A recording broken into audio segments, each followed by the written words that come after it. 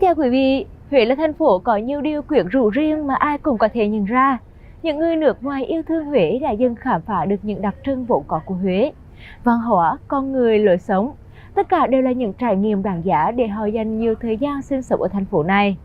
Chương trình Huế Đất và Người ngày hôm nay, Nhã Kỳ thân mời quý vị và các bạn hãy cùng gặp gỡ với giáo sư Anthony Garrison đến từ Trung tâm huấn luyện hàng không dân dụng Bangkok và khám phá khoảng thời gian êm đềm ở Huế của người đàn ông đến từ đất nước Canada này. Good morning and xin chào. It's a pleasure to be back in Hue. My name is Anthony Garrison. I'm an aviation professor. It's my 7th time in your beautiful city. I always love coming back here because the food is great, the people are wonderful, and the city itself is very calm, peaceful, and romantic. I love it very much. It's a pleasure to be here. Good morning. Xin chào Vietnam.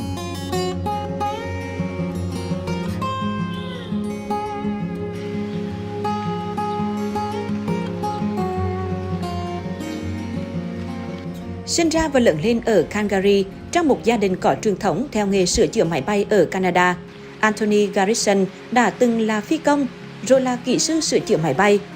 Ông đã có 30 năm sống xa nhà vì muốn làm công việc mình yêu thích ở 82 quốc gia khác nhau trên thế giới. Giờ đây, Anthony đang làm việc ở Trung tâm huấn luyện hàng không dân dụng Bangkok, Thái Lan, với vai trò là giáo sư huấn luyện bay cho phi công và đào tạo các kỹ sư về sửa chữa máy bay.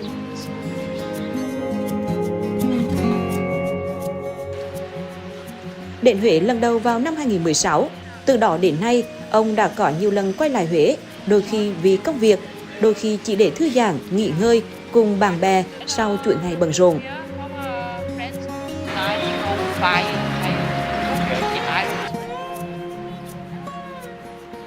Huế xinh đẹp và gần gũi và là thành phố khiến người đàn ông này tạm quên đi những bận rộn của công việc và cuộc sống.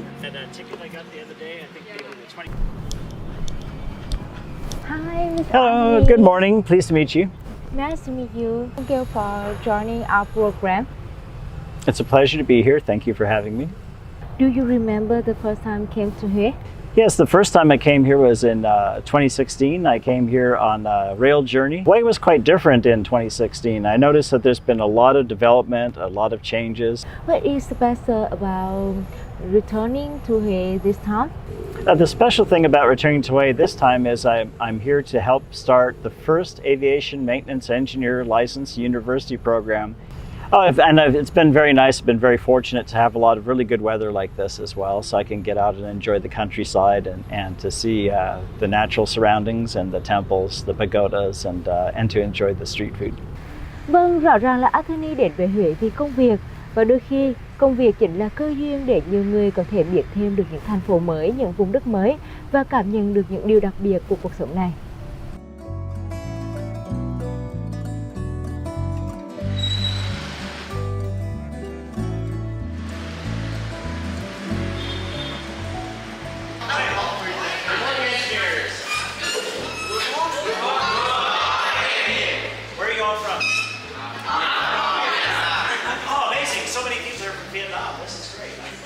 Khoa Kỹ thuật và Công nghệ Đại học Huế. Giáo sư Anthony rất hào hứng khi có cuộc gặp gỡ thú vị với các bạn sinh viên. Là một chuyên gia trong lĩnh vực cơ khí hàng không cùng với kinh nghiệm hơn 30 năm làm nghề, giáo sư Anthony đã chia sẻ nhiều điều mới mẻ về vận hành máy bay cũng như về công việc của phi công, kỹ sư bảo trì. Đây cũng là cơ hội để sinh viên được tiếp thu những kiến thức bổ ích về một lĩnh vực ngoài chương trình học của mình.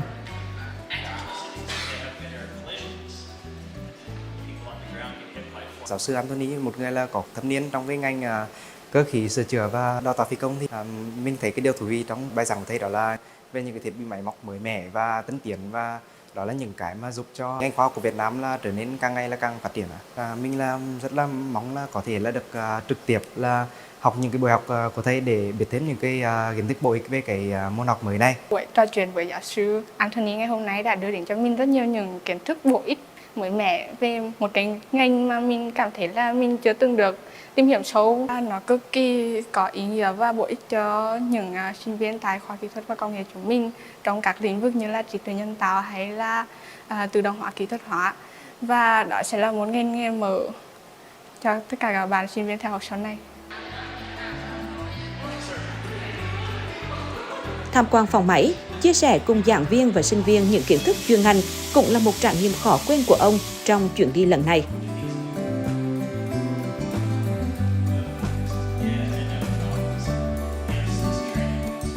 Khoa là kỹ thuật công nghệ là một cái đơn vị thuộc Đại học Huế thì hiện nay đang đào tạo các ngành công nghệ 4.0. Thì trong đấy có rất nhiều cái môn học liên quan đến kiến thức cũng như là đặc biệt là kỹ năng của giáo sư Anthony, nhất là những cái kiến thức liên quan đến về tự động hóa, về hệ thống xử lý dữ liệu, đặc biệt hơn nữa thì xử lý dữ liệu cho máy bay. Đồng thời thì cũng là khoa cũng mong muốn là có cái môi trường quốc tế để cho các bạn sinh viên tăng cái kỹ năng trong việc sử dụng tiếng Anh trong học tập cũng như trong giao tiếp, và về lâu dài thì cũng mong muốn thông qua đó có thể phát triển thêm các cái chuyên môn cho những cái bạn đam mê về lĩnh vực về gọi là bảo hành bảo dưỡng máy bay cũng như là điều khiển máy bay của các bạn, các cái ngành học liên quan đến điện tử, tự động hóa.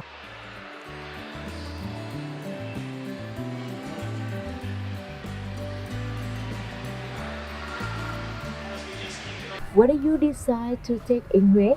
I decided to teach in Hue because I met a dean from the economics department in Hue University, and he told me that they were looking for somebody to teach aeronautical engineering and aircraft maintenance. Also, I decided to teach here as opposed to anywhere else because I discovered that there's never been a university level program to teach aircraft maintenance engineer license sciences.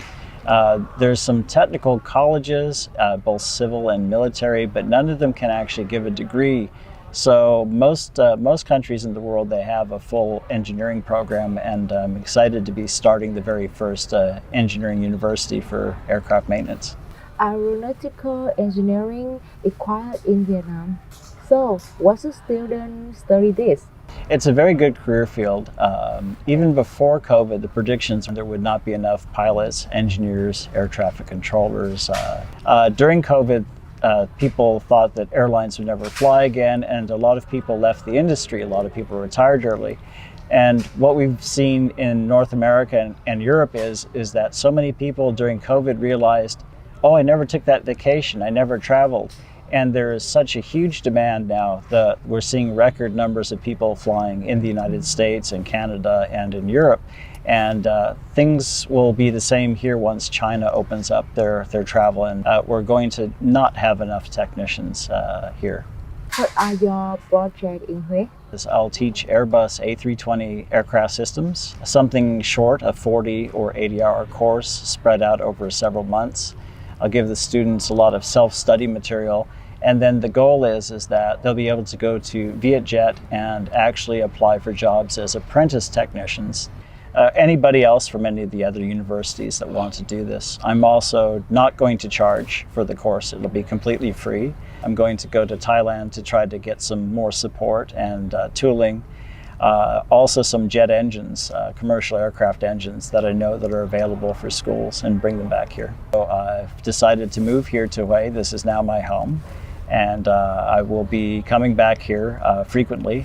Dù rất bận rộn với những dự án, nhưng giáo sư Anthony vẫn luôn dành thời gian để đến những địa điểm văn hóa lịch sử nổi tiếng ở Huế mỗi khi quay trở lại nơi này.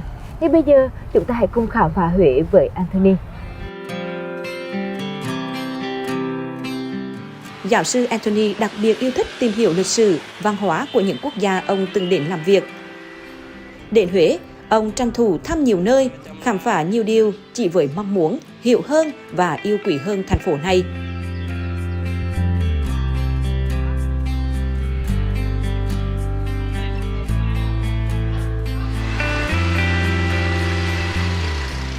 Tham quan nơi trưng bày các hiện vật lớn thuộc bảo tàng lịch sử, giáo sư Anthony nhận ra vẻ đẹp riêng có của thành phố này. Thăm nhà lưu niệm Bác Hồ ở đường Mai Thúc Loan, được chính người bạn Huế của mình thuyết minh, giới thiệu. Đó là một điều tuyệt vời với người đàn ông này.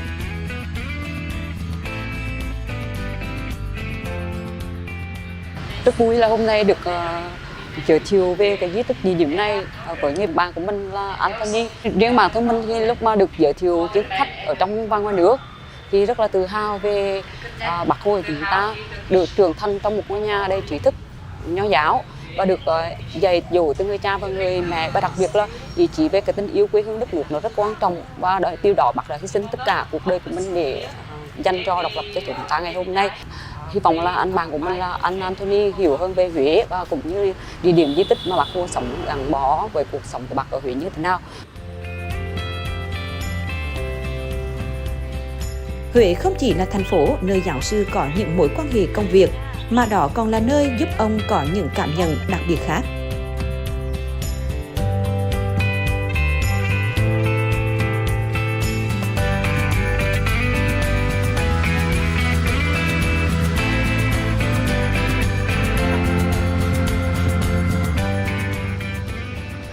Where do you like to visit historical and cultural space in Huế? I've always been interested in history, in particular the history of Vietnam. Ever since I was about 15 years old, I've been reading a lot of the history books that were written from the American and European perspective on the war. So for me to be able to come here to one of the two historic Ho Chi Minh houses that there are remaining in this area, it's a great opportunity to get to know more about Ho Chi Minh. Additionally, there are some historic aircraft here in Hue. They're on Dien Bien Phu Street at the new military museum. What impressed you when visiting Uncle Ho Memorial House? It's very nice to see the ambiance, the furniture, and a lot of the artifacts being original. It's quite impressive to see that these things have survived until now, and also being able to see the thatched roof, the straw roof. Construction of this type of material, there aren't very many people that know how to do this anymore, so it's nice to see the people in Hue have preserved the tradition. So it's great also to be able to come here to places where Uncle Teacher Ho Chi Minh lived when he was young, and to gain more inspiration about his life and his work in bringing true democracy to the people of Vietnam and freedom and independence. It's a great thing, and Vietnam's a wonderful country. In your opinion, what makes Huế unique? I like a lot of the other traditional places that we have here, the historic citadel, a lot of the preserved architecture, the ancient pagodas, the imperial tombs that are outside the city. I've had the good fortune to have Miss Hang take me to a lot of different places inside the city and outside the city to help learn more about the culture of Hue. Thank you for your sharing. Vâng, chính những vẻ đẹp truyền thống đã tạo nên nét độc đáo riêng có của thành phố cố đô. Và về Huế lần này thì giáo sư Anthony đã có dịp để khám phá những không gian xưa cũ của Huế.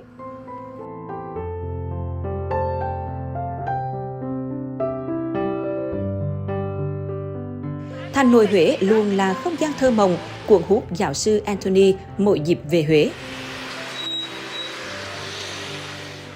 Đối với ông, diện một chiếc áo dài đẹp, lang thang cùng bạn bè, ngắm Huế xinh đẹp và bình yên từ khu vực Thượng Thành trong một buổi chiều nắng đẹp là một trải nghiệm mới mẻ và thú vị trong dịp quay trở lại Huế lần này.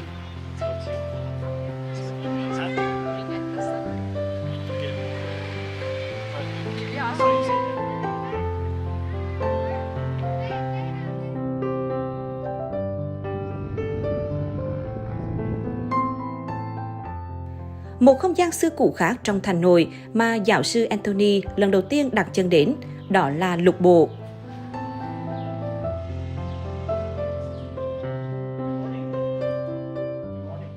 Ông bất ngờ khi biết đây từng là nơi gắn liền với lịch sử giáo dục quốc gia Việt Nam. Ngày nay, lục bộ là một địa chỉ văn hóa đặc sắc, nơi trưng bày và trình diễn các ngành nghề thủ công truyền thống của Huế từ xưa đến nay. Ở đây, giáo sư Anthony được trải nghiệm các công đoạn làm nên các sản phẩm thủ công đẹp mắt.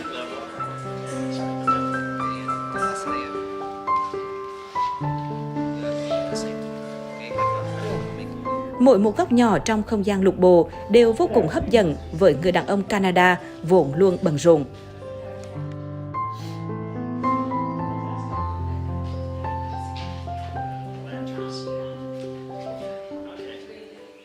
What is your most impressive thing in this place? Well, I love this historic building. This is actually the first time that I've seen this particular street in the Citadel, and the hat making is very impressive. The 8 hours of labor that she has to put in to hand sew the lotus leaves, it's quite an amazing feat. And since this is my first time here, it's nice. I've learned a lot more about traditional Hui crafts and what it takes to make some of these beautiful things. You look very nice in áo dài. How do you feel when wearing traditional Vietnamese áo dài? I like the ao dai. I've always thought that they're very classic, a very beautiful part of Vietnamese culture. So it's an honor to be able to wear traditional ao dai clothing here in such a beautiful place as Hue. Hue ladies wearing ao dai, it's always very beautiful in photos, or when I'm walking around the Citadel, I see people wearing the traditional ao dai. It's very nice to see it, and it's a good culture, good tradition to preserve. You have lived in many cities in the world. So what do you love about his city? I love most the fact that this is the friendliest city I've ever been to in 82 countries. The people are the nicest. As I walk around the city, I feel less like a tourist and more like somebody that has probably been here in previous lives. The way the people interact with me, it feels more like I'm somebody who's coming home. And of course, Hue has the best food in the world. I mean, it's a great place to live. I'm moving here now. I've decided to make this my residence, and I look forward to seeing more of the city in the future. And Hue was one of the cities I enjoyed the most.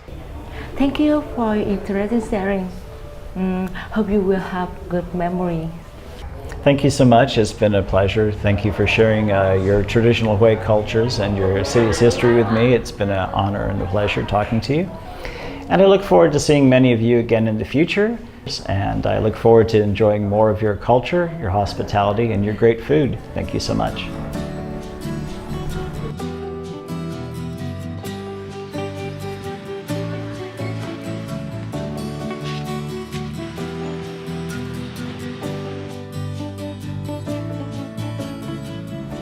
Huế không chỉ gắn bó với nhiều người nước ngoài vì công việc mà còn mang đến cho họ những hiểu biết văn hóa và những kỷ niệm đẹp khó quên.